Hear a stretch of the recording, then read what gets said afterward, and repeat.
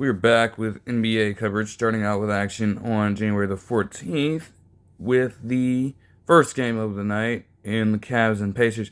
Now, on the previous Sunday, the Pacers had actually managed to take control of that matchup late to win that game, which saw Tyrese Haliburton go out at the very end with an injury that would keep him out for just a short amount of time, forcing him to miss this game.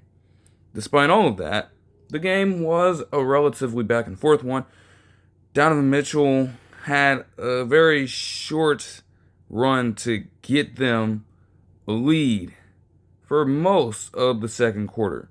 Now, with the help of an improved Pacers defense and also the likes of Pascal Siakam and Benedict Mathurin putting in bucket after bucket, they were able to, the Pacers, go on a 17-8 run to close out the first half here and make this a one-point game.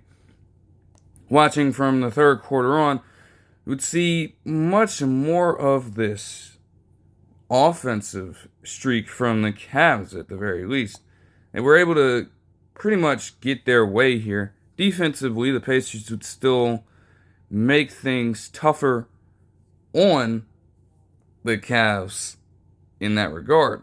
But ultimately, with a few shots from the likes of Darius Garland making instinctive plays and also getting the three-point shooting from Max Strus involved, they were able to bolt out to a lead that just increased and increased up until Thomas Bryant would respond with a three of his own to cut the lead down to 12 prior to the end of the third quarter.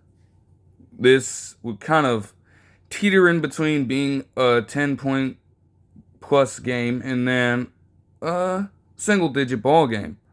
But ultimately, the Cavs would win the third quarter pretty nicely. It would be an 11-point ball game headed into the fourth quarter. Automatically, though, Benedict Mathurin flashed his dynamic two-way potential. This fourth quarter was, for all intents and purposes, his. While he was playing, he single-handedly kept them in this. Even when it felt like the Cavs and the likes of Donovan Mitchell, Evan Mobley, and Jarrett Allen were going to pull away with this lead, in came Benedict Mathurin, getting his teammates involved, like an assist that he would get to Jarris Walker for a 2-point play.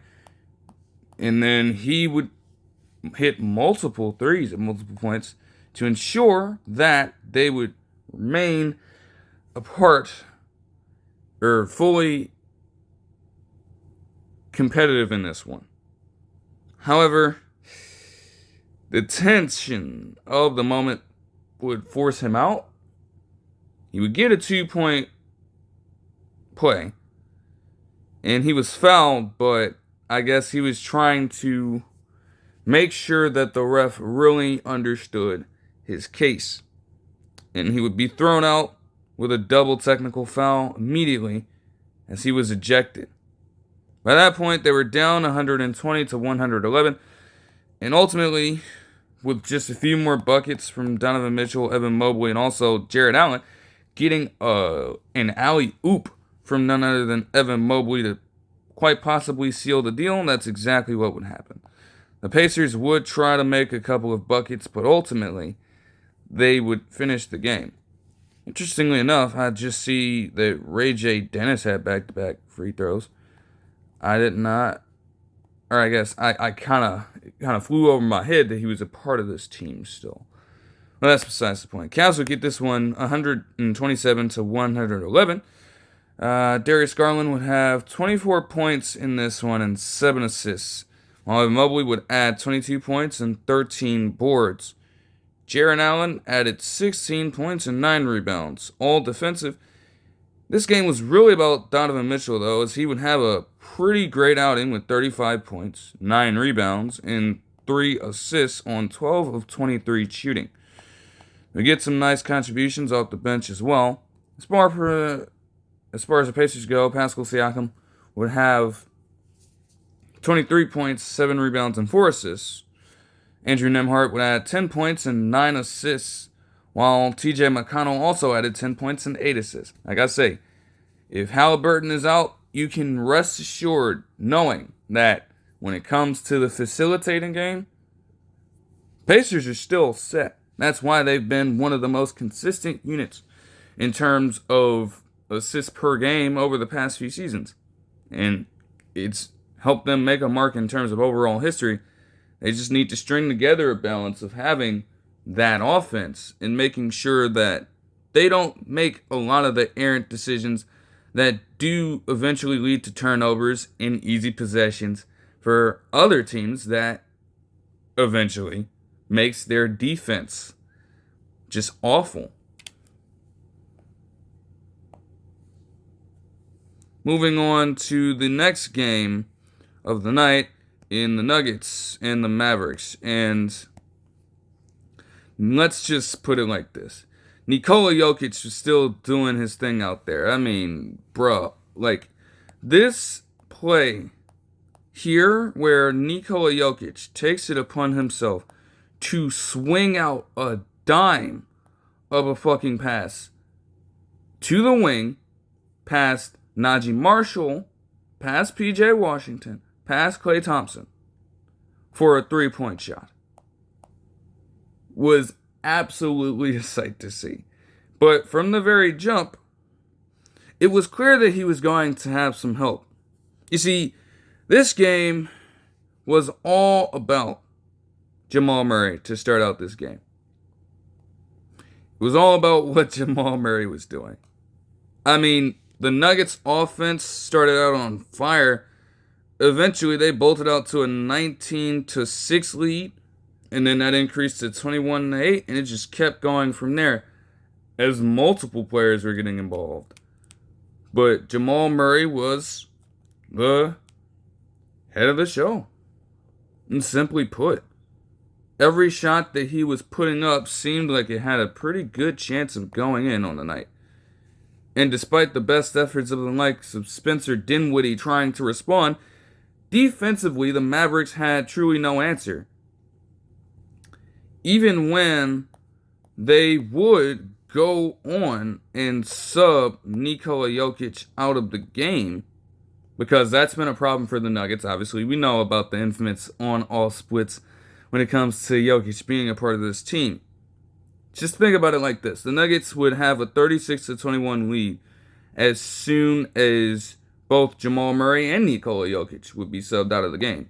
Nikola Jokic to that point was on pace for yet another triple-double, because of course he was. And obviously Jamal Murray was very much at the peak of his powers. So let's just say this. Normally, they have been historically terrible without Nikola Jokic on the court. It took a little while for him to get back in the ballgame, but, they would play sound defense, though they allowed a few buckets from the likes of Klay Thompson and Najee Marshall. But DeAndre Jordan sort of turning back the clock and getting in some essential alley-oops, although he missed one. And even Russell Westbrook hitting key shots would ultimately keep the Nuggets pretty fresh, to the point where Nikola Jokic would not come back in until pretty much halfway through the second quarter, and they would go have a 3-point margin of victory, or a 3-point margin in the positives when Nikola Jokic wasn't on the court. It's safe to say that alone saved them. Saved them a lot. It's also a nice contribution from DeAndre Jordan when he could expose Daniel Gafford on multiple occasions. I mean, he dunked all over him, and then he quite literally stuffed them on the other end. Kyrie Irving, since he's been back, I mean, this being his first game back, he was going to struggle a little bit. That certainly helped the Nuggets out here. And as they continue to play that solid defense at all levels, with Nikola Jokic also hitting threes and Jamal Murray continuing to light shit up, the lead increased. It got as high as 29 in the first half before Clay made a three-pointer to make it a 26-point ball game entering the third quarter. That didn't really do a whole lot. I mean, they just kept it going on this end. It was maintained to be as high as 29. And then Russell Westbrook on multiple occasions would get it to as high as a 31-point lead for them. Then it would start to cut down just a little bit. The Mavericks would start to chip away. It was very slow developing for them. But ultimately, by the end of the third quarter, it was a 24-point ball game. There was some progress, but not enough. And that would largely be the case in the fourth quarter as well. I mean, you would still have Jamal Murray performing relatively well. But the Nuggets as a whole would start to find themselves getting into positions where they had errant turnovers that led to multiple Mavericks points in a row. They had to call multiple timeouts to stop the bleeding. A hardy layup would get the lead down to 14, but the Nuggets would then pick it right back up with the help of none other than Jamal Murray. Ultimately, they were able to keep them at bay for long enough to where, with 4 minutes and 12 seconds left, they could sub out all the starters and allow the second teamers to play. Christian Braun kept going, and even for the Mavericks, you had Brandon Williams getting some burn here. Pretty interesting stuff. Olivier Maxence Prosper also had a decent amount of contributions. Now, granted, this is in garbage time, but that's besides the point. The Nuggets would easily get this one with a 118-99 victory at this point. Jamal Murray with a season-high 45 points and 6 assists on 18 of 26 shooting. You have to keep in mind that his career high came in 2021 against the Cavs when he had 50 points without a single turnover, which then set an NBA record. Nikola Jokic only needed to contribute 10 points to this ball game. He really did not have to get deep into the scoring bag like we've seen him do this season, and he only took 7 shots on the night. However, he still had 14 rebounds and still had 10 assists, giving him yet another triple-double and allowing him to set a milestone within just a few short minutes of the game, really. By halftime, they would display a graphic that stated that Jokic had reached 15,000 points, 7,500 rebounds, and 5,000 assists in just 709 games, giving him the fastest mark of games played to accomplish this since Larry Bird's 799 games. The fact that he has appeared in almost 100 less games than the great Larry Bird to reach these numbers and become the next most prolific player to do so, while getting to that point the fastest of any of these players to reach this, Jokic just continues to be that caliber of player. It's really that simple. Michael Porter Jr. had 13 points on 5 of 9 shooting. And when you ultimately look at it, I mean, every single player that appeared in the game, well, not every single player that appeared in the game, but it's safe to say that every single player that at least attempted a shot on the night for the Nuggets hit a shot on the night. 11 different players scored for them. That'll always help you. As for the Mavericks, their defense is ultimately what lost them the game, obviously. I mean, you lose by 19 points. I mean, it ultimately comes down to that. That's the root of everything. They had a decent amount of people scoring for them too, but it wasn't enough. And when you have Kyrie Irving going out there without a lot of help and putting up just 11 points on 4 of 18 shooting, you're naturally going to struggle. I love Daniel Gafford's game. his ability to finish multiple lobs and play stellar defense, it's kind of a lost art when you really think about it. But I will say right now that anytime you have him leading your team in scoring, as he did in this particular game with 13 points on 8 shots, you ain't winning too much basketball. Obviously, it was exacerbated with the inefficiency of Kyrie Irving, but you're still not going to find yourself winning this ball game if he has to take it upon himself to lead y'all in that aspect of the game. Nuggets were accurate from 3 on the night with 44.8% shooting. They had 51.8% shooting from the field overall. They had 21 more rebounds and forced 25 points off of turnovers.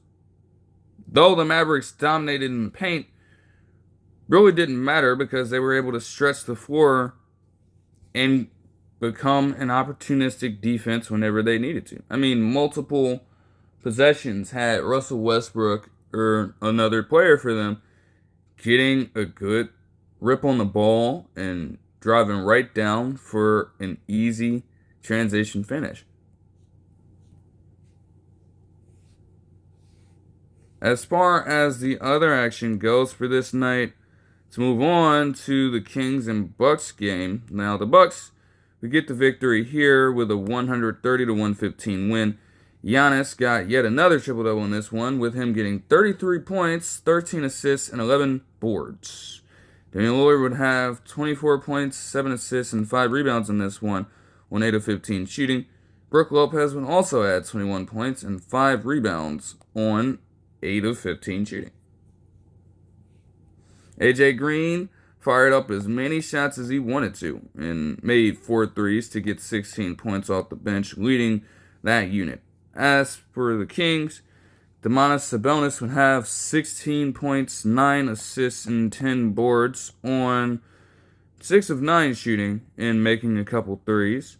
DeMar DeRozan would have 26.6 rebounds and 4 assists on, or 28 points on 9 of 18 shooting. Pretty efficient for him. He also made a couple threes. And De'Aaron Fox had 20 points, 11 rebounds at his size. It's actually absurd when you think about it. And 6 assists on 9 of 23 shooting. Definitely an off night for him. And granted, down the stretch, he's had his fair share of games like this season. But it seems like he'll find a way to respond more often than not. So I don't know if this would be a sign of any sort of regression here. Certainly not what you're used to seeing from him, but he would probably turn it back up in time. They made the same amount of threes, but ultimately it came down to extra possessions and points in the paint for the overall scope of the game here. I mean, you had 4 more attempts from general field goals, and then you had them make 7 more of those very attempts. They hit more free throws, and they protected the ball way better than the Kings were able to in this one. So that was the overall story here. The Thunder would continue their mark of dominance over most teams, getting a 118-102 victory against the 76ers team, still reeling.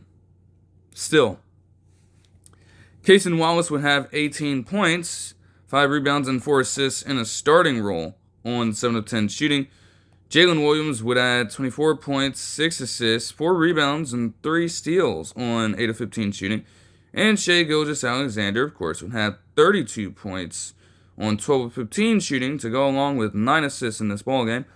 Isaiah Hartenstein would have 9 points, 16 boards in this one, including 13 defensive. As far as the 76ers go, they're really just trying to pick up the pieces without the likes of Joel Embiid. And Tyrese Maxey not being in this game only added more insult to injury, but I guess is in this game.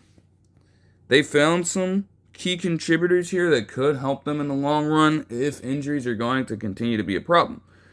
I mean, Justin Edwards, for example, off the bench, had 25 points on 9 of 16 shooting and 4 threes, while Jeff Delton Jr., former Toronto Raptors player, would also have 18 points, 5 rebounds, and 3 assists, with 2 steals on 7 of 14 shooting off the bench.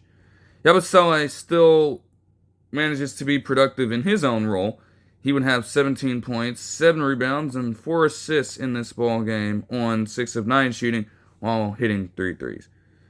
But in order for the 76ers to really turn things around, they need their star players back. And the core of them, when we look at Paul George and Joel Embiid, to want to play basketball at an effective level and at a truly high level, putting in as much effort as they possibly can. That's what it's going to take for them to rally back. Otherwise, they have no shot. 15 and 23.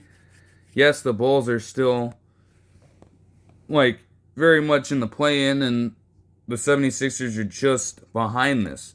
But you're never going to catch up to them if you can't string together some monumental games, especially with the sheer caliber of all of the teams that they're going to have to face leading up to the All-Star break. They'll need to figure that out fast. Hawks versus Suns on this night would see the Hawks get a 5-point victory here, because the Suns still have the problems in Bradley Beal and a lack of overall defense. Literally, this is still a problem. It's just wild shit to see, man.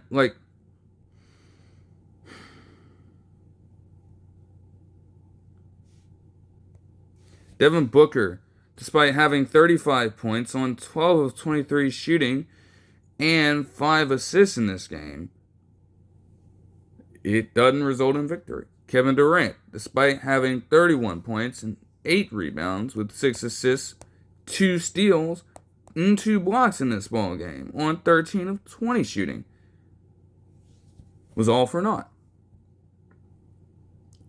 The fact that Ryan Dunn, as solid of a player as he can be, is your next prolific scorer is a problem.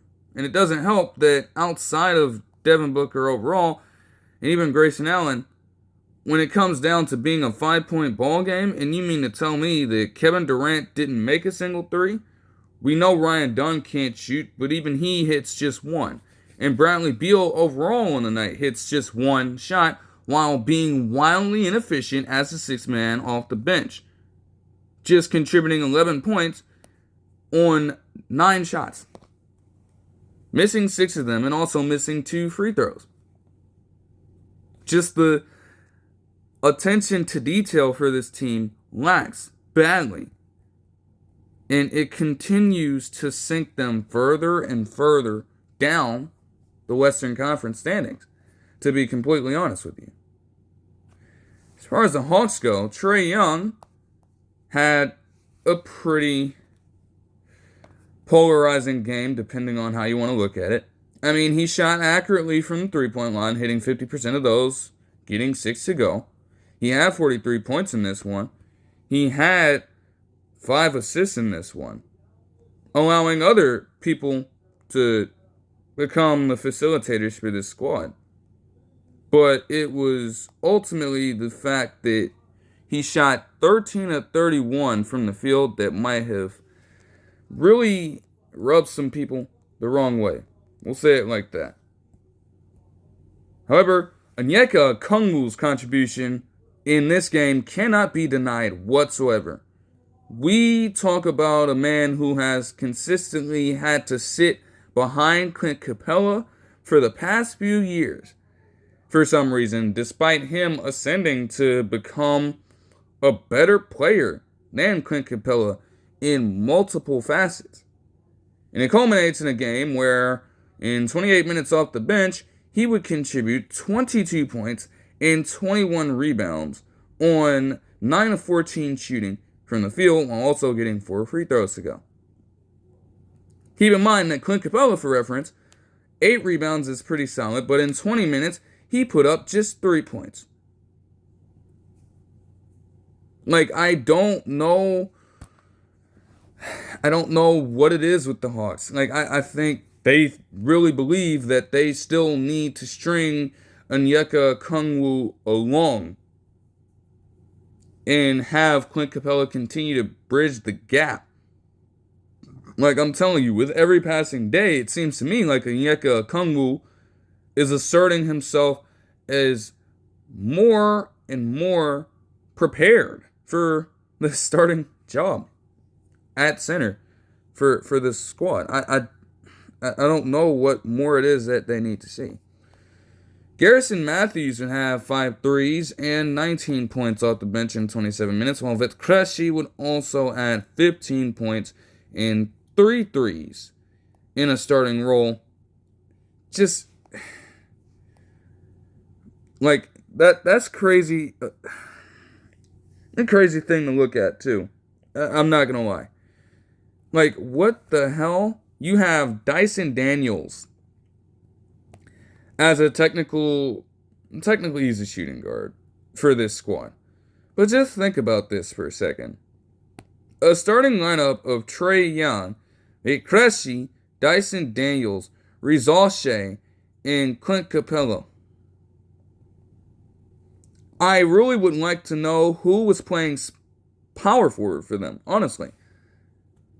You think that Zachary Rizal's frame would be good enough to hold up on Kevin Durant? Like, no wonder he had a great game in this one.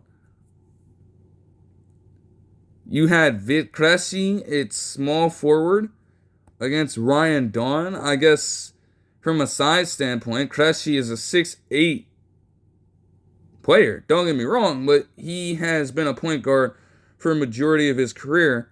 You expected him to play small forward in this game, is what you're telling me?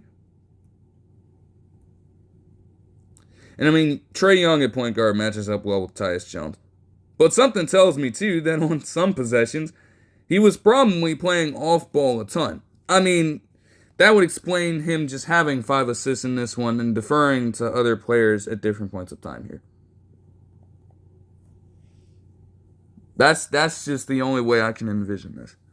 But it's a quality win for the Hawks and another terrible display for the Suns because, of course. The Pelicans and Bulls on this night would see Zion Williamson return and put up some pretty solid contributions en route to a victory for the Pels. Even with Zion having this 21-point game and 9 assists to go along with 7 rebounds on 10 of 14 shooting, though, the real story of the night was Trey Murphy III. Despite him just jacking up 3s on 3s, shooting just 2 of 13 from that territory, he made all 7 of his shots in the paint and added 12 free throws to give himself a 32-point, 6-rebound night. DeJounte Murray also struggled from the field with 15 points, but on just 4 of 14 shooting overall and 4 of 11 shooting from 3.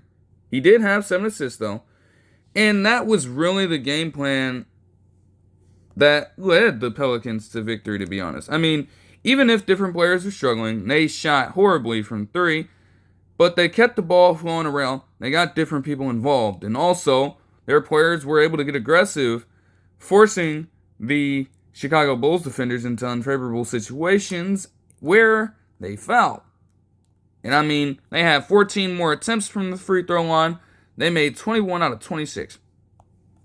In a 6-point ball game, that truly helped them a ton. It also says a lot that they forced just 5 more turnovers, but had 17 more points off of turnovers in comparison to the Bulls, who had just 1 more points off of Pels turnovers than the 10 they forced in the first place. Most other things were just about even here. As for numbers for the Bulls, Zach LaVine had 25 points, 5 assists, and 7 rebounds on 10 of 22 shooting. Off the bench, Lonzo Ball had 11 points, 8 rebounds, and 6 assists in a 6-man role on 4 of 10 shooting. Jalen Smith added 13 points on 6 of 9 shooting off the bench as well. And Nikola Vucevic and Josh Giddey would have double-doubles in this ball game. For Vucevic, it was 22 points and 15 rebounds on 10 of 16 shooting. And for Josh Giddey, it was 7 points on 2 of 12 shooting, which is absolutely horrible. But then you recognize that he had 13 rebounds and 12 assists. It kept them alive in the game, but he also shot them out of the game. Patrick Williams continues to be an underwhelming case for them. Yes, 8 points, though you probably expect more out of a man that you consistently compare to Kawhi Leonard for some reason. And he had just one of every other stat in 20 minutes of play. Yet, Jalen Smith was able to come in for you, which is who I would assume that they subbed him in for, and produce way better in most of these regards. They've just got to figure out their power forward position, though. Coby White would add 22 points, 4 assists, and 3 rebounds on 8 of 17 shooting in this one. But Bulls, again, outside of Zach LaVine making 4, Lonzo Ball making 3, and Patrick Williams making 2 somehow, nobody else was able to hit multiple threes. And again, Coby White, his 1 came on 8 attempts. Whole team was just not effective from that range. And then for the final match of this particular night, we have the Nets and the Trailblazers, with the Nets and Ben Simmons leading them to a 132-114 victory. They had D'Angelo Russell coming off the bench for Ben Simmons. Just really take that in for a second. But in that spot, he would have 13 points on 3 of 11 shooting and 9 assists. The Nets are fully embracing the rebuild. Let's just call it what it is. I mean, you have the likes of Cameron Johnson leading your team in scoring with 24 points, and Keon Johnson, the former Trailblazer, putting up 20 points as well. Noah Clowney's meant to be a rotational player for them. Him getting 20 points and making 4 threes is actually surprising. Didn't know he was really able to shoot like that. Or maybe everything was just going right for the Nets in this one. Because the Trailblazers are honestly as bad, if not worse. So let's just keep that in mind when we're looking at a score like this. I mean, literally though, for as the Nets go, there are truly Nets fans who do not know that a player like Zaire Williams, who was traded there from Memphis in the offseason, is even there at this point, and he had 13 points. You have no idea who an individual like Tyrese Martin is, and yet he's playing and putting up a decent amount of points here. And Tosan Ebwumwan has been around the league over the past couple of seasons. He was with the Grizzlies at a point, I believe, and he was also with the Pistons last season. Another just horrible dog shit team. And yet he's coming in and he's putting up double-digit points. That should tell you something about where the Trailblazers are at. And Scoot Henderson, for him to have pretty much the best shooting night he's had in his entire career to this point, and definitely as far as this season goes. A 39-point outing with 13 of 18 shooting, going 8 of 10 from the three-point line. It was all for naught. I mean, I was originally looking at this like they wasted a good amount of games from everyone else, but the fact of the matter is you have Tamani Kamara, one of the pieces involved in the Damian Lillard trade from a couple seasons back, or a couple off seasons back, I should say now. You have him putting up 23 points with the gall to take 21 shots on the night and hit just 7. Doesn't help that Anthony Simons in this game also had 11 points on just 3 of 12 shooting. DeAndre Ayton is still still just not very good. We understand that the talent is there. It was always there. But clearly, he does not apply himself to putting in the work required to become an even better player in the NBA, and a truly dominant one, like his nickname would proclaim himself to be. You aren't dominating anything, man. You're not good. Like 2 points on 1 of 4 shooting and 8 rebounds in this game.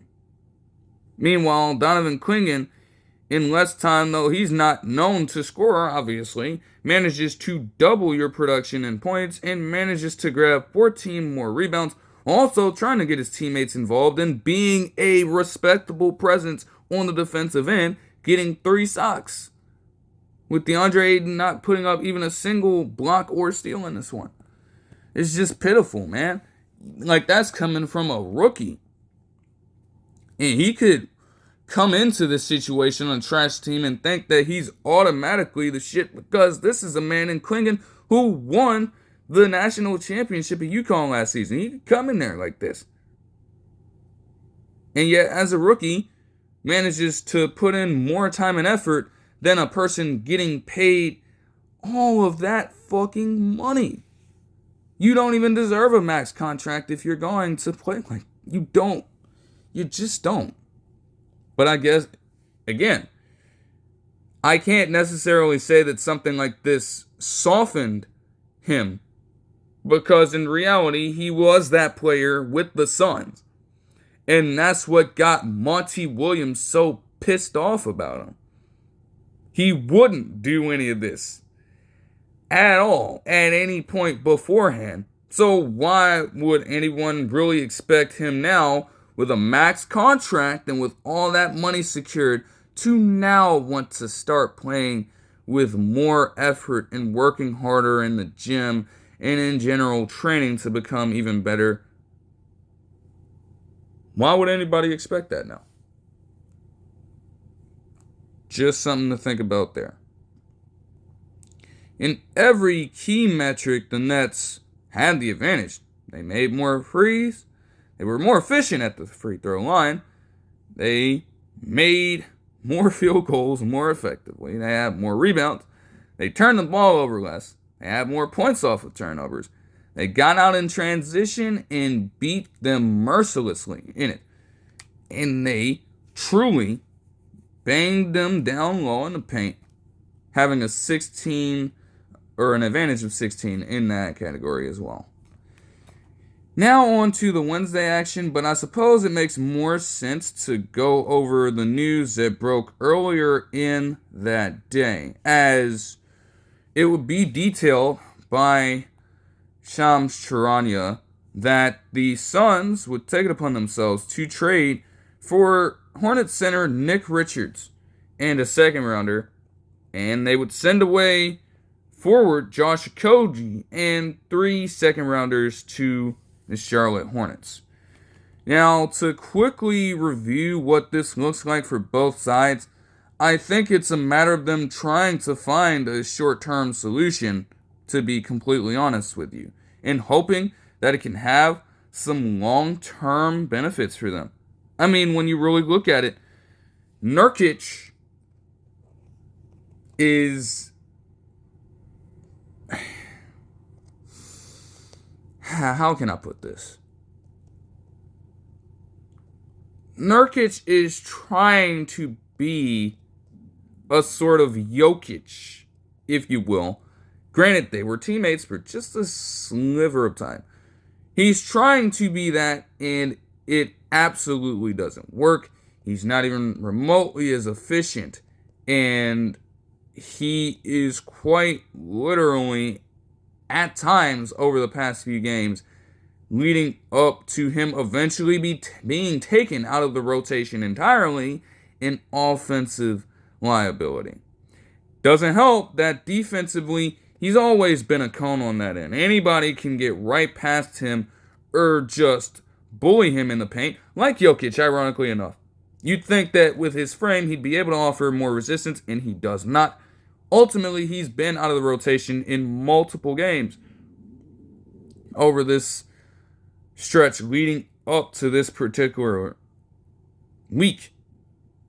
And the game against the Hawks on January 14th, ironically enough, didn't get a lot of PT there. Because why would you? With a person that is just a net negative in every aspect when he's on the court.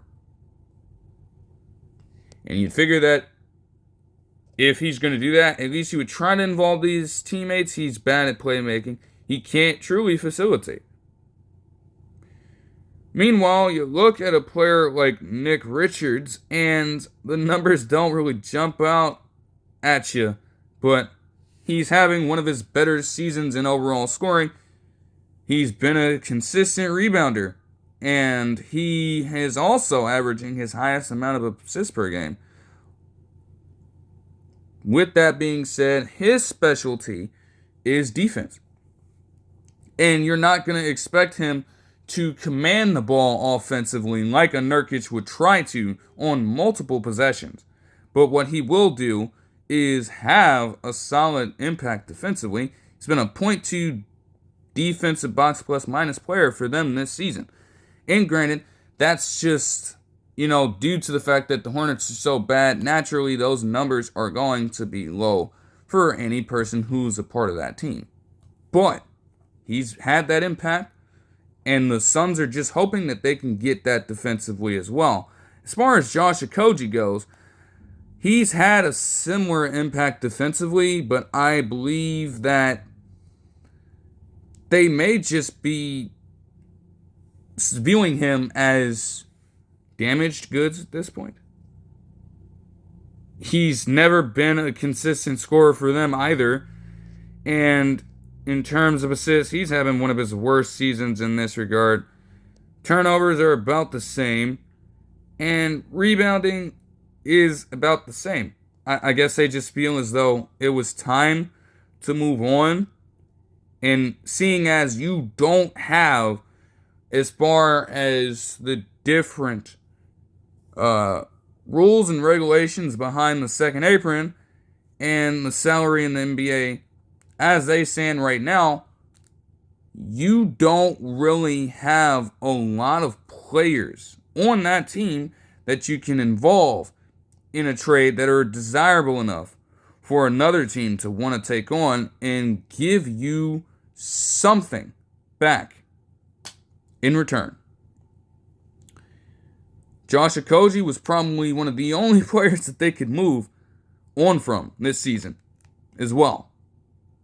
So it could be a damaged good thing, but in reality, they have literally no one else of true worth to trade like that. At least star caliber players. They don't. Like, even with a person like Bradley Beal having to come off the bench, and even with him being in trade rumors, realistically, no team with a sane front office is going to take on that man's contract. Nobody. So you have to look elsewhere, and Okogie happens to fit the criteria for that. All in all, neither of them have appeared in a game yet. They probably could tonight, but we'll just have to really see how things look for both of them in the long term. We really do not know right now. But we will move on to the full action on this Wednesday night of basketball. Starting out with the Knicks and 76ers. Now, Joel Embiid would be out for yet another game. And Karl-Anthony Towns would also be out for this one, though he would be there in Philadelphia Eagles apparel. And he would then, in the second half, switch to Knicks apparel.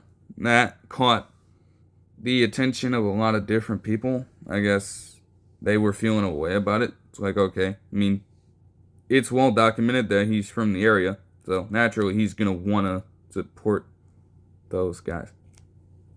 I don't know. Just some to harp on there. But the Knicks would get the scoring started with the likes of Mikal Bridges and OG Anunoby making back-to-back threes. And with a player in Mikal Bridges especially that had been on and off over the stretch of the past 5 games leading up to this particular one, it was important for him to be shooting effectively tonight. Josh Hart. Again, all of the Nova boys making an impact, man. That's literally what this comes down to when you think about it. Every single one of them had their own distinct impacts on the night. And Josh Hart, man, Josh Hart would spur a lot of what happened as well. Everybody had their role. But specifically, when you look at the final result of this game, and you look at just how close it was throughout, it came down to being a game where you needed to steal possessions away from the other team. And you needed to work hard for every single second chance opportunity that you got. And as a team, they were able to do that primarily because of Josh Hart. And primarily because of Precious Achiuwa as well, taking it upon himself in an elevated role to make that happen. With that, shot making was on full display for the Knicks throughout this one as Jalen Brunson would continue to take it to the likes of Jeff Doughton Jr. guarding him on defense. And ultimately, by the end of this first quarter, the Knicks would be up with a 30-21 lead. It would continue to be at bay for a little while as the 76ers would try to have a few second chance opportunities go their way as well. And in some instances, it would happen. But they were kept at bay because of the inefficiency of Tyrese Maxey throughout most of this first half. It was stated that he was 1 of 10 shooting off the dribble in the first half. And ultimately, I chalked that up, and the fact that they eventually were down by 13 at the end of the first half, to a few things.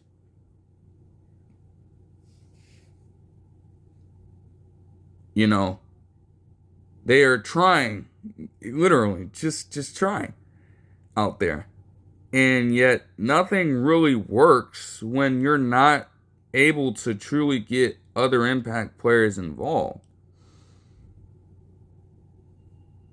You have the likes of Eric Gordon, Yabusele out there putting up points here and points there, but they're not going to be the guys to take over an offense.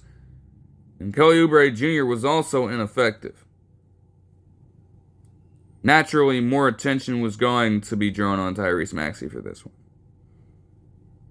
Another reason is the fact that with the likes of Joel Embiid being out, with the likes of Paul George being inconsistent as hell, and in this first half especially, he was also not efficient. A player like Tyrese Maxey, as young as he is going to naturally feel like he has to carry the full weight of the team on his shoulders and assume the totality of this burden. So wild shit is going to be thrown up from him time and time again to try and get something to work, because he doesn't even feel at this point as though anybody else has truly got his back here to aid him in this pursuit of victory. Doesn't feel that way right now. And even then, they had noted on multiple occasions with reports from the sideline team that he had lost his joy or so over the course of the season. Can you blame him for losing his joy when at the core of everything, yes, he's a happy-go-lucky person, but he is trying to win basketball games. And it's been a rough stretch for the team overall. So, yes, there's going to be a drop in morale there. But it also doesn't help when you have the two older star players in the likes of Paul George and Joel Embiid not even being the vocal leaders that they should be at this point. And then you, as the youngest star player, have to assume that role.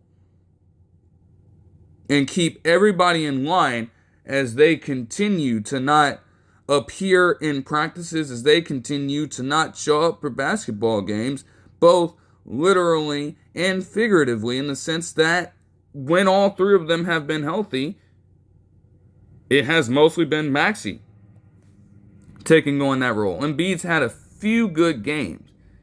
They've really been few and far between. And again, it is rare for all three of them to be on the court as far as the season goes. Knowing what they're capable of, yes, that's going to get to Maxey a little bit. So that's what I would suggest. Still, though, in spite of all of that, the 76ers and Maxey would fight. You have Josh Hart getting in even more efforts on this end. But it would start to come together just a little bit. Tyrese Maxey would get a pretty good layup on Jalen Brunson to cut it down to 9. The Knicks would go on a small little rally with them to get the lead back up to double digits. But ultimately, with the help of Eric Gordon and Tyrese Maxey, they would get it under double digits again. Mikal Bridges would get it back up to an 11-point lead again, and then the game would become an 81-71 ball game, with the Knicks assuming more control, before the 76ers would take it upon themselves with the helps of Paul George and also a very fluky but much needed Jeff Dalton Jr. buzzer beater off the glass. All of a sudden, they were on a 19-6 run to close out the third quarter. And they tied up the ball game. The Knicks would start the scoring in the fourth quarter. And let's just say that this one got very, very interesting. You see, Paul George would take it upon himself to step up on numerous occasions, and more role players for them followed suit. Precious Achiuwa would make his mark on multiple occasions, and Miles McBride would keep it going, as I believe to this point he was perfect in terms of shooting from the field. Justin Edwards would keep it close. The Knicks would go on a small run to bring the lead up to 6. But Tyrese Maxey would bring them right back in it, and eventually Justin Edwards would tie up the ball game with a three-pointer. Then defenses got very, and I mean very, opportunistic. You would have Josh Hart, for example, on this possession after the three-pointer to tie up the ball game and a turnover by him. He would attempt to go for the defensive rebound and force a jump ball. Then, as the 76ers would win it, he would force Kelly Oubre Jr. into an errant pass that led to a 2-point dunk. All of a sudden, the Knicks had the lead.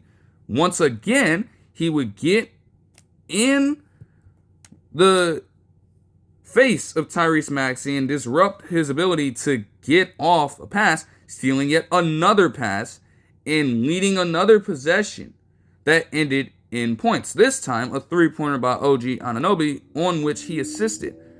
Now they had a 5-point lead.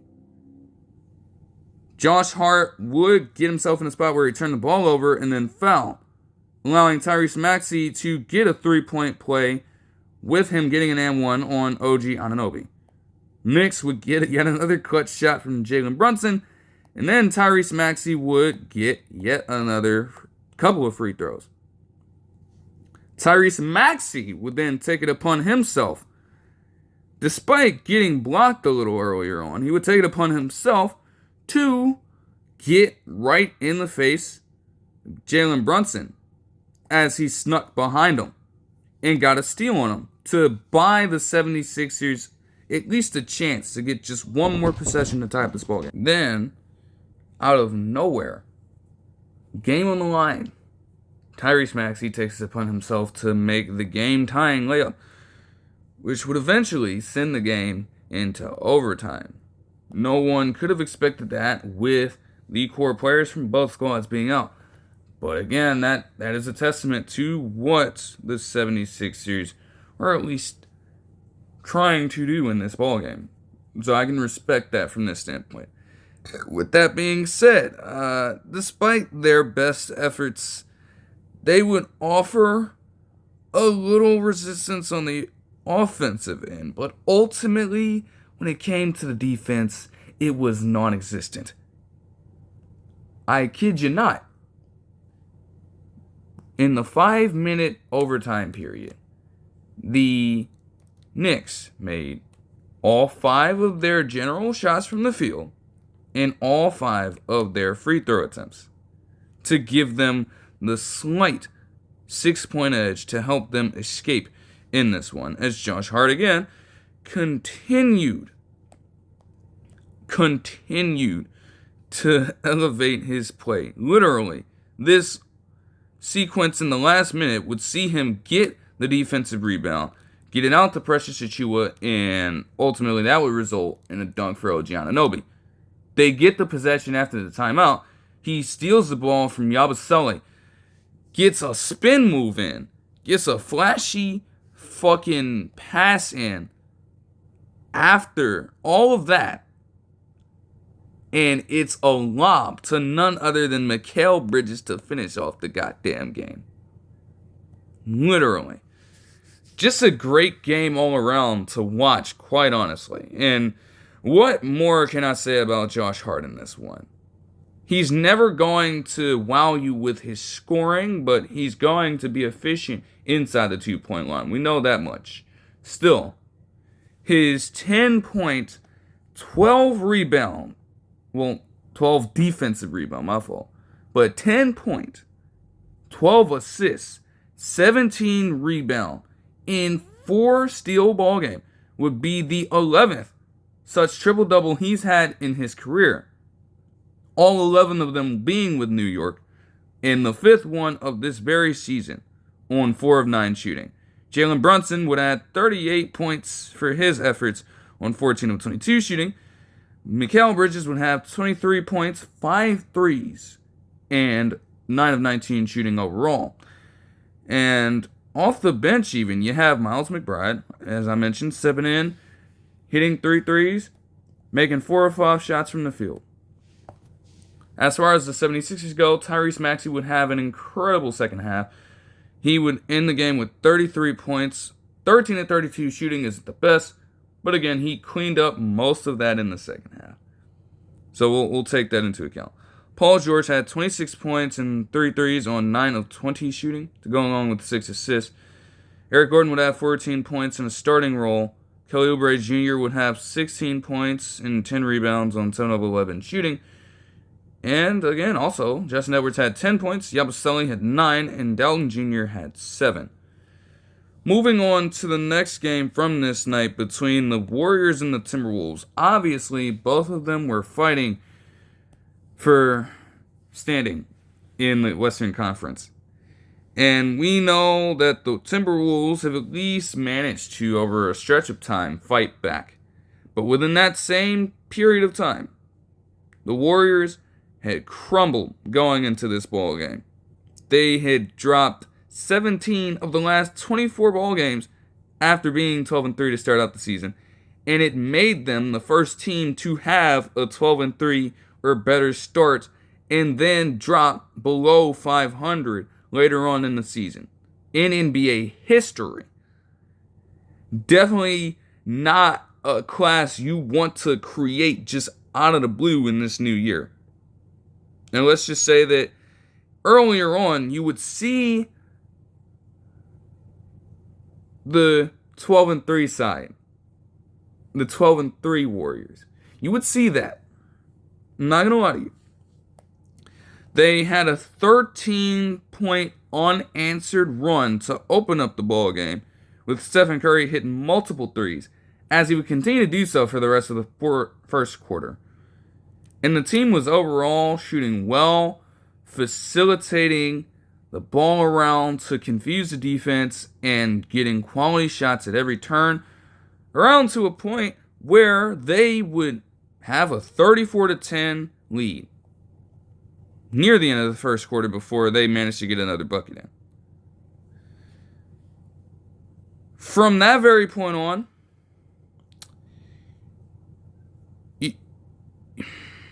you would begin to see exactly why the Warriors went on such a steep fall. You would see exactly why. I mean, literally, the defense just... It was a slow decline. I kid you not. Like, the Timberwolves were able to chip back in on multiple occasions in the second quarter. But at the very least, they did maintain a double-digit lead. The third quarter got bad. Very bad for both sides, but especially the Warriors here.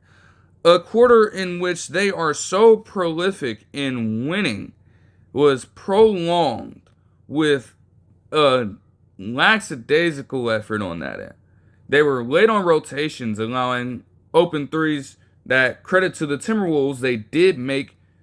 They were able to get physical and downhill for multiple possessions, and then they were pretty solid in transition as well. But ultimately, what this quarter came down to was the extra opportunities that the Timberwolves were given. And to be honest, it could have been made worse. I mean, the defense was just so undisciplined because every single time, it seemed, almost, they were fouling them as well, giving them a chance to hit free throws. They were already in the bonus within just 8 minutes. Well, within the first 4 minutes of the quarter, at the 8-minute mark, they were already in the bonus. And they just compounded on that momentum completely throughout this third quarter. It got so bad that there were multiple possessions where the free throw shooter, like Donte DiVincenzo, for example, missed. They were able to get an extra possession out of it because nobody was around to get the board. And then they would make a three-point shot or get a quality jumper to go that would inch them closer and closer to potentially taking the lead from the Warriors. The fourth quarter saw more of the same thing. Sloppy play for the Warriors defense. The Timberwolves defense, seeing that and trying to heat up, Anthony Edwards was in a rhythm all of a sudden. And before you know it, it's a 3-point ball game. And that was maintained back and forth. Credit to the players involved for hitting the shots to at least try and respond. But it still wasn't enough because the Warriors just refused to learn from their lessons. You would have them get the lead within 2 once more after a Donte DiVincenzo three-pointer. And then the ball game would be tied with, ironically enough, a free throw by Naz Reid. But Stephen Curry, once more, crashes in to ruin your party and save the day for the Warriors as he would hit a three-point jumper that would be pivotal in giving the Warriors a slight edge here. It was going to be foul time if the Timberwolves could not get the shot that they wanted, and ultimately it would come down to that, as Jay McDaniels would be forced to settle for a dunk. Andrew Wiggins would make the free throws. He would get right back down the court and be forced to settle for another layup.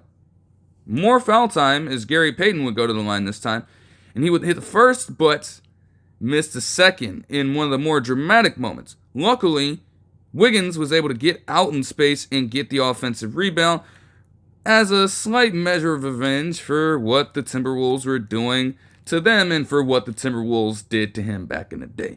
But that's a story for another time. Nonetheless, Stephen Curry would eventually get the ball in his hands, and being the most accurate free throw shooter in NBA history, he hit both, allowing them to potentially close out the game, right? Not before Anthony Edwards hits a three-point jumper, leaving just a single second left on the clock, and a timeout from Steve Kerr that eventually can understand, seeing as, you know, they explained it well, beautifully. In any case, Whether he hit the shot or not, you just wanted to try to advance the ball up the court. You wanted to prevent them from having any optimal chance of hitting another shot potentially and then forcing you to foul, getting on the board, potentially tying the ball game, and then winning the game from there. But nonetheless, the Warriors escaped. The fact that they had to escape after having a 24-point lead. And despite the fact that even with all of that being said, all aspects of this game going out of their favor at multiple points, they never fucking trailed. Not at any point in the game. They led for most of the game, and it was tied for a little bit, but they never trailed, and they still escaped with just a 116 to 115 victory. That just says a lot about where the team is overall. There has to be, there should be something done, I would assume. Of course, in this game, though this is not an excuse, they were undermanned. Pajemski's still out at this point. Kuminga's still out at this point. Draymond Green is out at this point. I get it. But there is still no excuse for that. You had the game in the bag earlier on, and you couldn't maintain that for a full 48 minutes. Like that's just not a valid excuse to make. Stephen Curry would have 31 points in this ball game and 8 assists on 10 of 21 shooting, making 7 threes. Andrew Wiggins would have 24 points. Buddy Hield would add 18 off the bench in one of the better shooting performances he's had over the past few weeks or so. Dennis Schroeder would have 12 points in this one, though he would foul out of the game. That's how bad it got. Moses Moody would have 11 points.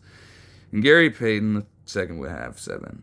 As for the Timberwolves, DiVincenzo would have one of his better shooting performances of the night, contributing 28 points, 9 assists, and 6 rebounds in a starting role. They were also undermanned. He shot 9 of 19 from the field and made 6 threes.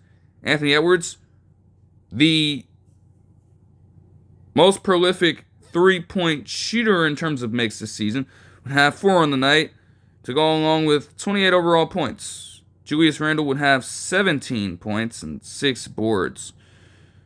And Naz Reid would have 15 points off the bench with 6 rebounds and 3 threes. The Warriors, at the very least, despite being in that position, they would even things up with a win there. Moving on to the rest of the action on this night, let's start out with the Nets, because you know how I told you that Ben Simmons pseudo led them to a sort of victory the night before. Well, he allowed the Clippers to gain their largest margin of victory in franchise history in a 59-point blowout that saw the Nets finish with just 67 points scored on the night, as he was apparently smiling and giggling about something on the sideline, as the likes of fucking Tyrese Martin, who shot 3 of 16 on the night, by the way, as the likes of Tosam Evwamwan, shooting 3 of 8 on the night, and as the likes of Reese Beekman, the former Warrior that was traded with the likes of Shake Milton over to this squad and D'Anthony Melton. Well, D'Anthony Melton, rather. Traded with him in that trade for Dennis Schroeder to go to Golden State. He appears in the game and puts up just 5 points. Cameron Johnson was apparently out.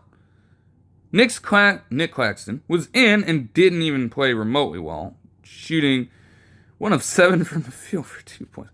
Look, man, this could be a stretch. I don't know.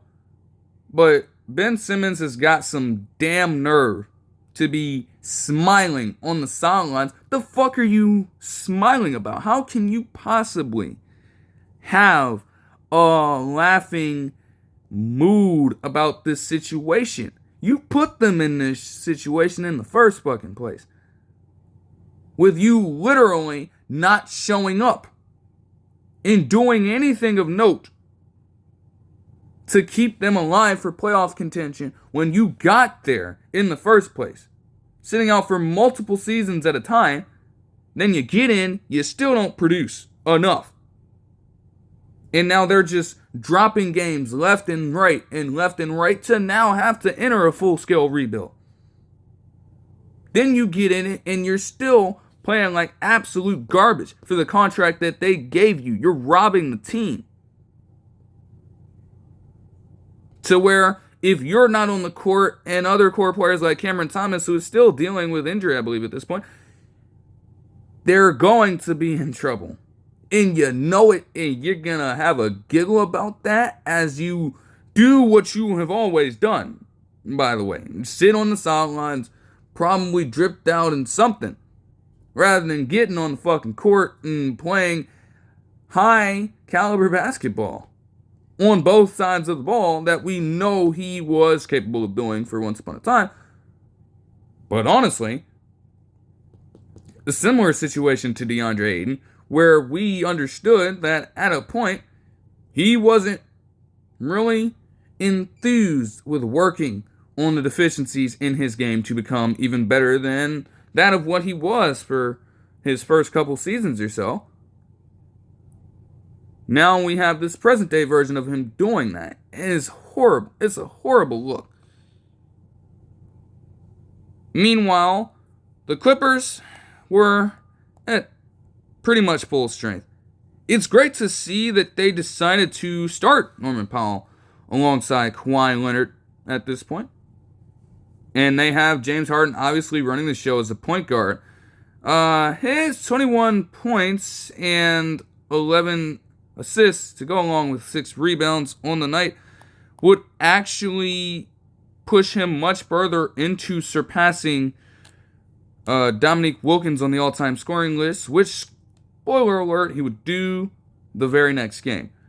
Norman Powell would add 18 points in his role, and Kawhi Leonard didn't make a 3, but added 23 points. Just straight up pure scoring. Only grabbed 2 rebounds and had a steal aside from that. They didn't need to do too much. They literally, after a while, decided that with them having a 44-point third quarter, yeah, they could just afford to put the bench in after a while. Nicholas Batum and Chris Dunn wouldn't make shots from the field at all or score in a game where Jordan Miller from their Summer League squad managed to do so, where Kai Jones managed to do so, and Terrence Mann also got some very limited minutes. I guess he may have gotten hurt. I don't know. Maybe he got hurt. But he had just 5 points. Still, a dominant win for the Clippers over a shitty. We know the Nets are a dumpster fire, to be honest. To call them that is just an understatement. That's all I can say. The Lakers would beat the Heat with a score of 117 to 108 on the night. LeBron would have a near 22-point double-double on 9 of 15 shooting. Anthony Davis would have 22 points on 10 of 21 shooting to go along with 11 boards. And Austin Reeves continues to have his role elevated in place of D'Angelo Russell, which is exactly what I predicted would happen with them getting him out of there, because Austin Reeves at this point is more of a positive to your team and has been for such a long time. So it's great to see that realized. He had 14 points on 5 of 9 shooting, but also contributed 14 assists on the night, giving him a double-double and leading the team in that aspect. It also helps that Gabe Vincent decided to show up and shoot the ball effectively. He had 14 points on 6 of 9 shooting. They mentioned that Dalton Connect also had been through a rough stretch over the past damn near 20 games And understandably so. When you are a three-point specialist in the league, as I've said before, you're going to have those peaks and valleys. Even the greatest, like the Kyle Korvers of the world, have had stretches of poor shooting. Think of Stephen Curry even. At multiple points in just the last decade alone, he's had rough shooting nights through and through. He's reversed course on some of the milestones he's created. They were broken single-handedly by him because of poor shooting nights. Leading up to him breaking the all-time record for three-pointers in NBA history, he was doing so much to try and force it that they led to poor shooting nights before that very game against the Knicks. And even in that one, it was a little better, but it still wasn't optimal for Stephen Curry's standards. Everybody goes through it. Connect is a rookie, he'll be fine. Tyler Hero hasn't had to deal with that too much this season, though. In a season that continues to be great for him, he had 34 points and 4 rebounds on 12 of 18 shooting, making 7 threes. Trying to spur a team without their true core guy in Jimmy Butler to victory, but nobody else was really able to rise to the occasion here. I mean, anytime Haywood Highsmith is your next best scorer with 12, tied with Nikola Jokic,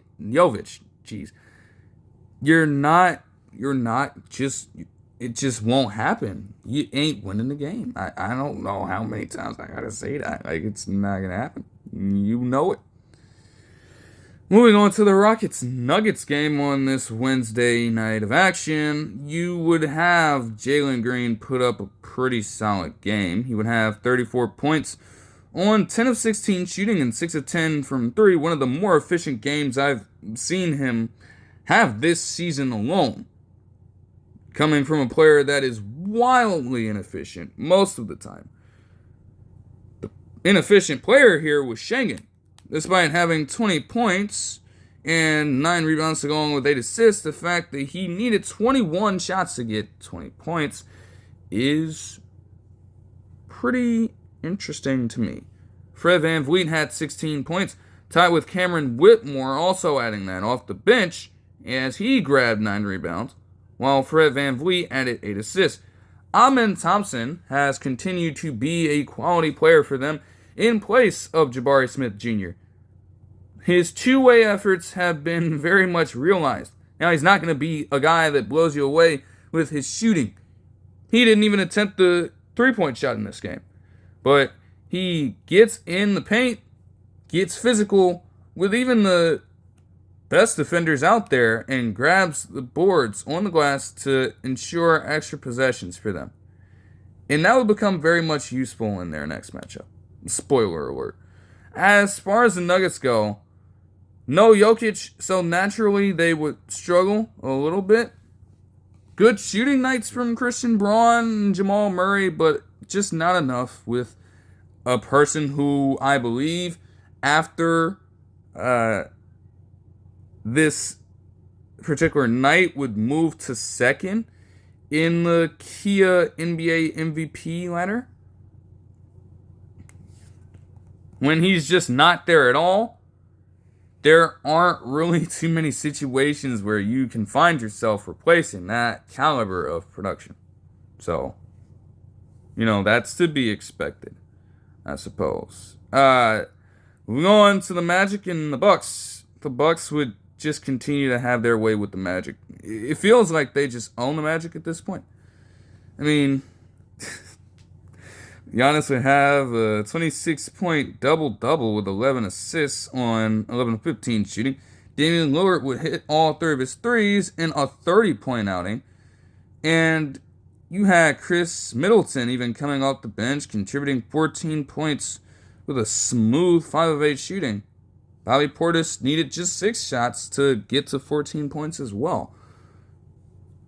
They were just on fire overall. I mean, you're shooting that efficiently from the field with 62.5, 58.3, 3 splits from the overall field and 3-point line, you give yourself a pretty good chance to get this one. Now compare that to a team in the Magic who still struggles with 3-point shooting overall. They hit just 26.1% of their 3-pointers in this one, despite making 5 more.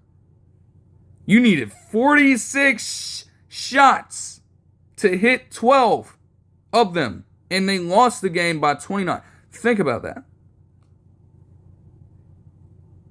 But again, even with the likes of Banchero being back and contributing nicely, not being able to stretch the floor truly hinders them.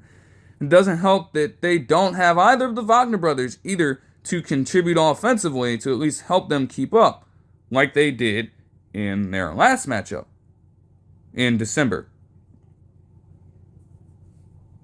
So naturally, this is going to be a blowout. Moving on to the Hornets and the Jazz game on the night. The Jazz just continue to underwhelm, really. I mean, yes, it didn't help that they didn't have Lauri Markkanen out there, but I still have a feeling that this wouldn't be much different if he was out there. I mean, even with Keontae George putting up the 26 points, needed 22 shots to do so. 19 points for Bryce Sensabaugh, but he needed 16 shots to do so. Isaiah Collier and George also were, I think they were 2 players just like trying to fight over the ball on a specific possession, and that led to an 8-second violation that could have helped them make this game even closer by the end of it. That's just been the story of the Jazz's season, though. You get that close in some of these games, and you just don't know what to do. As a team, as a coaching staff, I don't know. Mark Williams, though, for the Hornets would have a pretty damn good game for him. So, he would have a career high in points with 31 on 12-14 shooting, while also bringing down 13 rebounds, leading the team on the night. Brandon Miller, Miles Bridges, and LaMelo Ball would also get over 20 points in this game, with LaMelo Ball getting near a triple-double with 27 and 9, and Miles Bridges getting a double-double alongside Mark Williams with 25 and 10 on the night, all while shooting relatively efficient from the field on 52.9% splits. You gotta respect that. Now, I don't know how consistent this is for the Hornets, but I guess though it's just one game and it's against a bad Jazz team, you feel like if you do give Mark Williams more of these opportunities like he had been consistently getting, good things could happen. Because, if anything, I guess Nick Richards was taking some of those opportunities away with the minutes that he would get. Going full throttle with Mark Williams could lead to some pretty good results if this is a true testament to his ability as a player. So that should be monitored. The Raptors would manage to beat the Celtics by 13, as they could not necessarily shoot well overall. They made more They made more 3-pointers. They got more attempts from 3. They were more efficient, but it takes more than just 3-pointers to win. And when you have the Raptors hitting more than 50% of their shots while getting 9 more up on 2 less attempts, yeah. Advantage Raptors in this one. They had more overall rebounds, even though offensive ones were around the same. And points off turnovers were also around the same. It really came down to enforcing their will in the paint. You're not going to see any one of these players really having stellar shooting nights outside of Davion Mitchell, who infamously can't even shoot 3-pointers like that, making both of his shots. But that's besides the point. You had, in this game, 6 players are off the bench, and all 5 starters appear in this one, as 10 different players outside of, I guess this is, Jameson battle, all 10 of these other players managed to score in this game. And we're talking about all of them with at least 5 points in this match. That goes a long way. As far as the Celtics go, Peyton Pritchard had 20 points off the bench on 7 of 11 shooting, and Kristaps Porzingis had 18 points on 7 of 11 shooting. Both of them made 4 threes, but when you have your stars in Tatum and Brown combining for 9 of 31 shooting, I don't even care about the fact that they combined made 40% of their threes. That's besides the point. All those gimme shots that both of them would usually make, with one being an MVP candidate and with one securing the finals MVP, you would expect them to hit a lot of these shots. So the fact that they missed that much in a game that was a 13-point margin, doesn't help your cause at all. Grizzlies would take down the Spurs 129 to 115. Two of the younger teams in the league going at it, and it was mostly competitive for a while.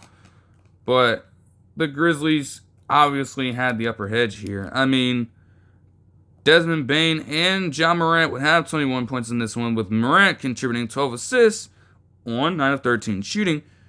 Santi Aldama would have 20 points off the bench and 10 boards. They absolutely needed that. You know, Jaren Jackson Jr. has been a solid presence, but the fact that he shot 8 of 24 from the field and contributed just 19 points could have really hurt them in any other context. But they were there.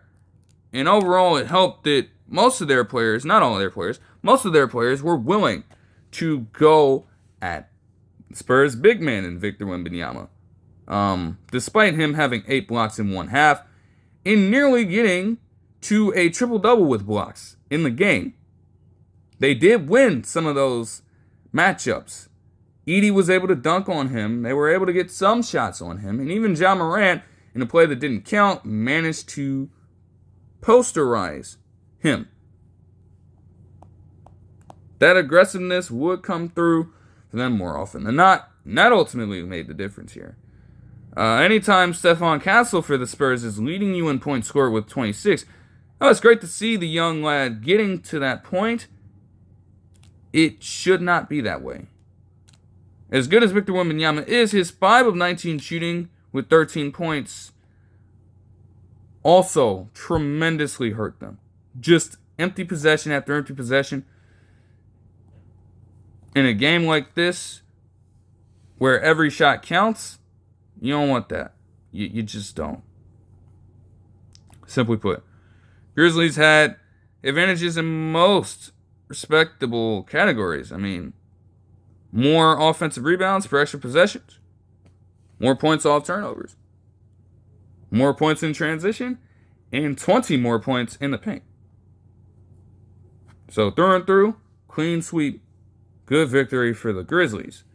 Hawks would take down the Bulls 110 to 94 without Trae Young, and led by Keaton Wallace, getting a career-high 27 points in this game to go along with 6 assists and 3 boards and 4 threes.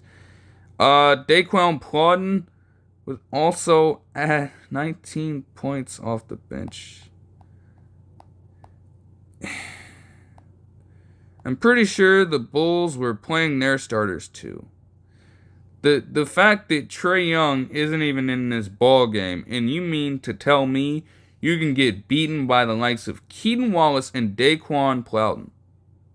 Bulls fans have no idea who either of those guys are. And I know Hawks fans certainly don't.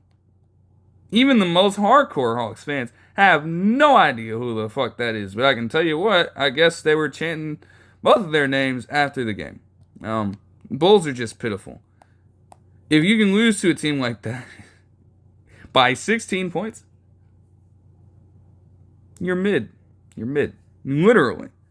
There is what what do they truly want to do? We don't know. You're going to get quality competition and quality wins in some instances and then just drop games like this in the same period of time. Like, it's crazy to watch, man. I don't know, man. I don't know. The Pelicans would beat the Mavericks by 3 as well over the course of this night in a match where Jamal Murray actually stepped it up a little bit, with him getting 30 points, 7 rebounds, and 7 assists in this ball game on 10 of 22 shooting. Trey Murphy III would also have another solid night, adding 24 points and a 10-rebound double-double. Yves Missi would have 12 points in a starting role. The culprit here for even making this game closer than it probably should have been in any context was CJ McCollum, getting 11 points, but going just 4-14 from the field. As far as the Mavericks go, PJ Washington had a 14-point, 14-rebound double-double, and Spencer Dinwiddie had 20 points on 6 of 17 shooting. Horrible. Daniel Gafford, once again, I love him, and he is a very good player. Don't get me wrong. Got nothing but love and respect for him. But, the fact that he had 27 points in this ball game and led the team in scoring. Anytime you have that happen, and especially with the lack of contributions they got elsewhere from the likes of Klay Thompson and even Najee Marshall to an extent, if you aren't having that extra padding that comes after Gafford's contributions, well, you're not doing yourself a good service here. You're just not. Still, I guess it's not really so much on Gafford having that output. It's on the fact that Dinwiddie literally, he was the worst shooter of all the starters. This is a game on him because he thinks that he's such a dynamic ISO ball player. He just wants to take up everything, and he's not like that. It's as simple as that.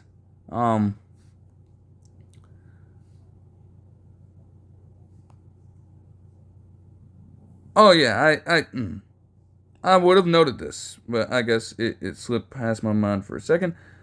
Though, yes, with the game on Wednesday against the Timberwolves, Stephen Curry would actually surpass Allen Iverson for 33rd all-time in scoring in NBA history, and he needs, I guess, it would probably take a few more games for him to reach this point, but the next man up for him to surpass is Ray Allen. All right, moving on into the action from yesterday night, and we have part 2 of the Cavs and the Thunder. Now, this was the third matchup in NBA history between teams with an 84.5% winning percentage or better through 40 games. To this point, entering the match, they were still the top teams in their respective conferences. And despite the Thunder having Isaiah Hartenstein out, a player in which, since he's been playing for them, they have been 22-2 with him in the lineup. It's pretty damn crazy to think about. But he's been that great of a player for them on both sides of the ball. And as I continue to say, just imagine what the case will be when Chet Holmgren comes back to fortify that defensive front court. It's going to be unlike anything we've seen for a pretty long fucking time. But as far as this game goes, let's just say that a glimpse of that would be offered to the masses as Cleveland would jump out to a 12-10 lead by the,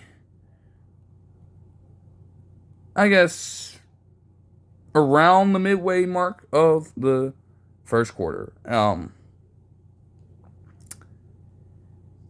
When you look at how the rest of the game went, the casual watcher would not have known that the Cavs were the top team in the Eastern Conference.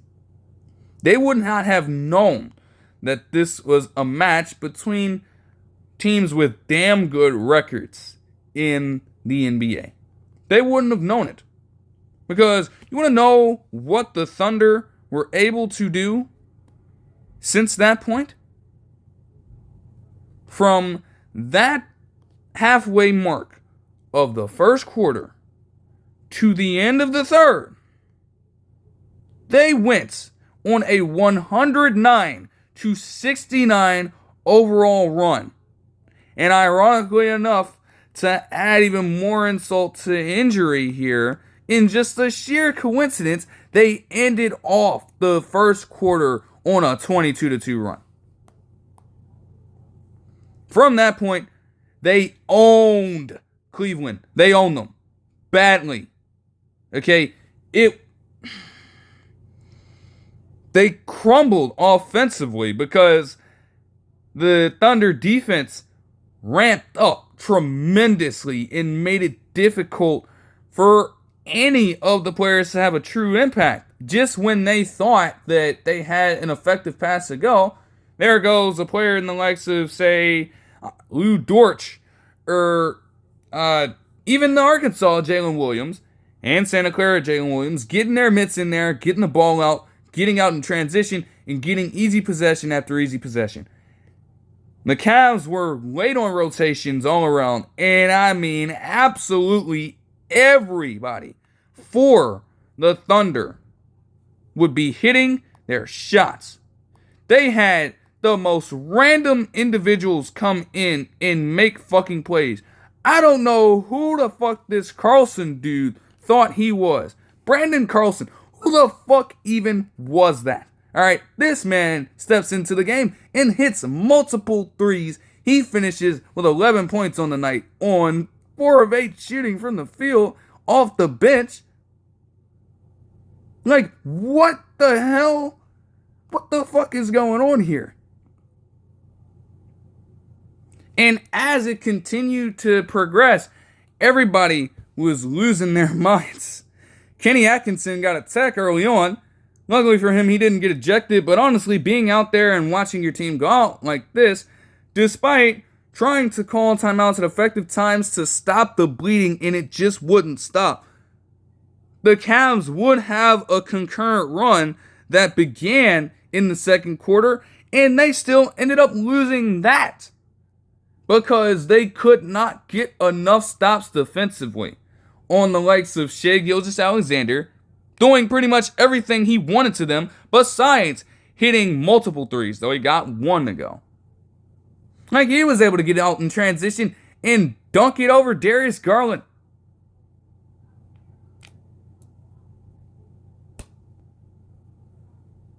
And offensively, again, even in that stretch, they couldn't have two good things happen in a row if they tried.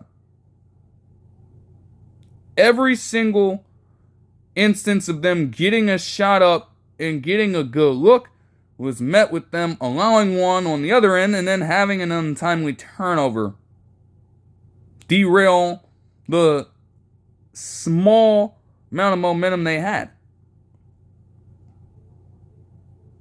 I kid you not. Just a horrible display all around for them.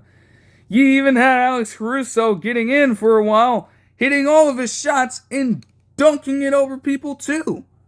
He had 10 points on perfect shooting. Lou Dort had 22 points. Jalen Williams had 19. And Shai had 40. Making him the second player to get 40 minutes in less than, I believe, or getting 40 points or so. This made Shai Gilgeous-Alexander the second person in the NBA to get 40 points in a game in under just 30 minutes of play. with Jalen Brunson being the second, makes the most sense. That's not truly surprising. What is surprising is that despite the contributions everywhere else from individuals, the glaring thing that stands out to me is one that Isaiah Okoro still can't shoot that well. At least when I'm watching him play. Say that he had a better season stretching the floor last year, but it still just doesn't seem consistent enough. In a game where the man can go 1 of 8 shooting from three-point line, and they are calling upon you to hit those shots more often than not. But that's besides the point. Donovan Mitchell, as great of a game as he had, it seems like he has shrunk against top defenses in the NBA. I mean, you saw it a little bit against the Celtics earlier in the season. He had his struggles, though he would finish with good output. He struggled a little bit. And you saw that in the first game that he had against the Thunder. They just seem to have his number. Luckily for him, he doesn't have to play them again. But the fact of the matter is, in the last one, it literally took you to get a dunk at the very end of the second quarter in that one to get your first bucket. You had just 11 points in this one. Now you in this game with a season low in points and a season low in efficiency as well. Just 3 of 15 shooting from the field. For the player who, obviously, he is certainly a team guy with this roster, but he is undeniably the star in Cleveland, and you're playing like this. Naturally, everyone else is not going to be able to compete if they can't get it from their core man consistently. So naturally, they went outside. Yes, the score says 134 to 114 in favor of the Cavs, but that was much worse than that. I promise you. It was much worse than that. The nightcap from last night saw the Rockets and Kings face off. Coming into this game, Doug Christie had actually been 7-2 since being named the interim. And Malik Monk had also been on a tear as a starter during this time as well. Not even just being the scorer that we know that he can be. He's shown that off the bench. But he has taken tremendous steps in the regards of facilitating and playmaking, and that was on full display last night. At multiple points, he set up the very players in DeMar DeRozan and De'Aaron Fox who want to control the ball on offense. They want to hog the ball up on offense. You have 2 players on that starting roster that do that. And then even Domantas Sabonis, to an extent, does hold the ball a ton because he's obviously being a vessel for those other players as well. He commands it a little bit. You need somebody willing to defer to those guys in that moment and also understand that there's a balance between doing that and calling your own shot. And it seemed like Malik Monk had gotten that down to a science. Now, as far as the full flow of the game goes, it would be a back and forth first quarter, which is much better than we could ask for, compare it to the last game especially. And it would remain that way to open up the second quarter. Surprisingly enough, you would have old-ass Jeff Green get in and throw down a mean-ass dunk. At his age, I didn't even know he still had that in his bag. Some Rockets fans might not have even known that he was still on the team, but that's besides the point. You would have Devin Carter in the second quarter actually get some reps as well. And, rookie things, rookie type of movements. He had a few mistakes here and there. He had to defer to the star guys, and it worked for a while. Ultimately, after the Rockets were down 36-33, they would end up going on a 30-19 run to close out the first half with a 9-point lead before ultimately continuing that just a little bit until the third quarter before the Rockets offered resistance with the help of Amen Thompson, continuing to be a sort of two-way force. Not necessarily the strongest, but definitely one that the Rockets needed. And Tari Eason would also become important over the course of time leading into the fourth quarter. The Kings would belt out with the help of Kevin Huerter and Domantas Sabonis continuing to do good work for the team. But Tari Eason would shorten up the game to 5, and then Jalen Green would get it down to 3, moving into the fourth quarter. Amen Thompson would ultimately get it down to a 5-point lead, as the Kings did have a little bit of a run. It was short-lived. He would then make a 2-point dunk. He would hit free throws, and he would get yet another dunk off of a steal to give the Kings the lead to open up the fourth.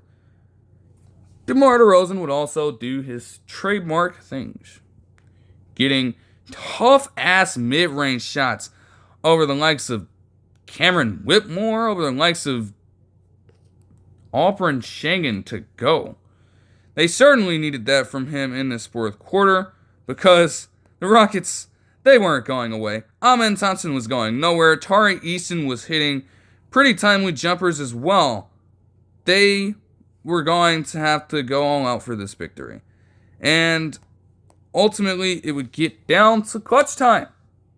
DeMar DeRozan, Keegan Murray off the rip with back-to-back shots made, understood what exactly it was. We would have Dylan Brooks, though, eventually, over the course of some time, after another Tari Eason contribution, get the game within a point before Tari Eason took the lead on free throws. DeMar DeRozan would continue to make shots, even managing to, after an offensive rebound, deny an open Malik Monk on the three-point line, as he was about to get pissed off if that shot didn't go in. Like, he'd better have made that two-pointer and one, because Monk was calling for the ball. He was jumping, trying to get his attention, begging him to give it up. He's right there on the wing, and DeMar DeRozan says, all right, nope, I'm just going to shoot this mid-range. Like, what? But again, he made it. It's solid, I guess. Rockets would continue to respond, though, with another Tari Eason 3, bringing it within 1. Another Jalen Green layup, bringing it within 1 after free throws. They would have to challenge a play that would eventually be overturned, giving the Kings another spot to work with, giving De'Aaron Fox a shot to shoot 3 straight free throws before Jalen Green made a wacky-ass 3-point jumper. Like, he was literally off balance, leaning to the side and everything, but he managed to get it in. They didn't foul him, though. He was uncontested, and they would be forced to try it again, where they narrowly beat the 5-second rule and got it to Malik Monk, who was then fouled. He would hit free throws, and then they would have to try it again after a 3-point miss. DeMar DeRozan would seal up the game by making both and getting the Kings a 132-127 victory over a very hot Rockets team, all things considered. Kings needed that. They improved to 8-2 since Mike Brown was fired. Though again, I still cannot find a legitimate reason as to why he was ousted from his job. I just don't see it. I really don't. I guess we'll never really know for a while. DeMar DeRozan, for all his efforts, had 33 points and 5 rebounds on 12 of 23 shooting.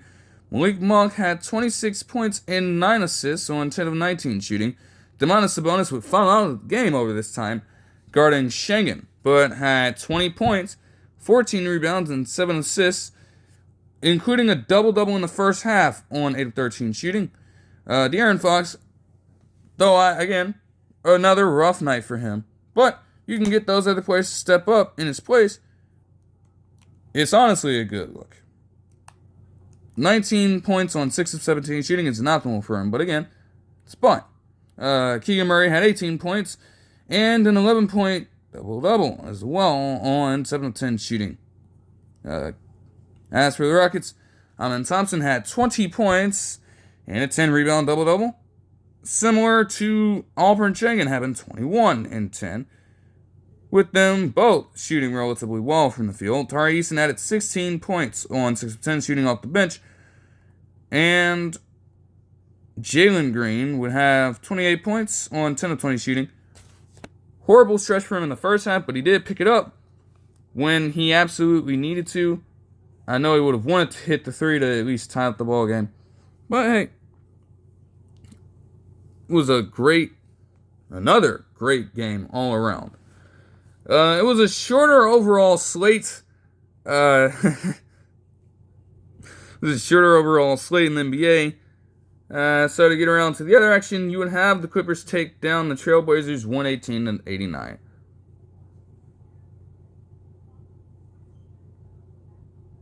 Like, you had the Nets. You mean to tell me that you had the Nets and the Trailblazers face off against each other on Tuesday, and in that same time span, Clippers get back-to-back ball games where they beat the absolute brakes off of both of them? That's tough work. That's very tough work. They didn't even need Kawhi Leonard to go off in this one. He wouldn't even appear in the game. It would be Norman Powell once again taking it upon himself to have a great contribution in this one. 23 points and 3 threes on 7 of 12 shooting. Derrick Jones Jr. had 13 points in a starting role. James Harden had 19 points and 6 assists in this one, officially surpassing Dominique Wilkins on the all-time scoring list with his contributions here. As far as the Trailblazers go, same damn story. I mean, this time, Anfernee Simons was the one that went scoreless.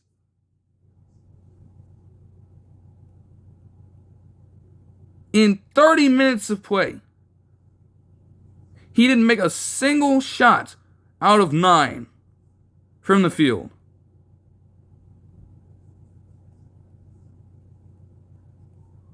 That offset everything else. I mean, even the man in Tamani Kamara that had 23 points managed to go scoreless. Though you're not expecting too much out of him, right? Like, if it's not one player, it's the next. They are an absolute shit show. I can't bear it, man. The Pacers would get Haliburton back for this game and would come out with an 11-point victory. In this one, it was actually the likes of Miles Turner and Pascal Siakam leading the show. They would combine for 54 total points. 8 combined threes, all by Miles Turner, by the way. And a combined 19 of 36 shooting from the field. Very effective as a duo. Tyrese Haliburton had 17 points and 8 assists, 4 rebounds on 7 of 15 shooting. As far as the Pistons go, anytime Tim Hardaway Jr. is leading you in scoring, in this one he had 25 points, you're never winning a fucking ball game. You are never doing it. Great contributions from Jalen Duren, though. He would have 17 points and 17 boards with 2 blocks on 8 of 8 shooting from the field. And he also made a free throw. Malik Beasley crumbled. Did not have an optimal shooting night at all. Just 1 of 10 for him, and also 1 of 8 from beyond the arc. To finish off yesterday night's action, you would have the Suns take down the Wizards. But there are just a few problems with this. They still have no defense. I don't give a damn if they took the starters out after a while, because yes, everybody can just whoop ass on the Wizards. I understand this. What excuse do you have to give up 123 points to this team? We know exactly what they are, but at some point something's got to give. Even worse teams have managed to completely dog walk the Wizards. There's no way that this is a 7-point ball game. And this is yet another case where a team never trailed in it, and you still give up that kind of output. In what universe are you allowing Keyshawn George to come off the bench and put up 24 points on you. Okay, that doesn't make any sense. I guess all that really matters for the Suns at this point is that they can outscore a team and get away with it. Which, with Kevin Durant and Devin Booker combining for 60 points in this one, I guess that helps. You have Ryan Dunn and Grayson Allen also contributing 18 and 21 points respectively, with multiple threes, both on 8 of 12 shooting. So I guess there's some silver lining there. But let's be completely honest. Is this really a testament to how much better they could be without Bradley Beal, who wasn't in this game at all, despite him getting his revenge on his former team somehow? Yeah, take that. You shouldn't have given him up. Nobody wanted him. Literally, y'all, you know the stories at this point. Nobody wanted him. Not a soul. So you can't give anybody that. You can't play that game with anybody. There's no way. Like, revenge on the Wizards for doing the smart thing and offloading you, even though they should have done it earlier, way earlier. Like, that's a pure business move, and when it comes to on-court production, especially during your tenure with them, you were not fucking good. So they had every right to let you go. But are the Suns better off without him? Or is it just as simple as them getting a lucky break and a reversal of fortune against a shitty Washington Wizards team? Honestly, two things can be true at once. Maybe this is the formula for them without a Bradley Beal potentially, and if they did elect to let him go at the trade deadline, this is maybe a little glimpse into what that looks like. Now, it's not going to be this consistent to where they generate 130 points of offense, but, you know, who knows? Could be much better than just having a man out there continue to be a net negative for you.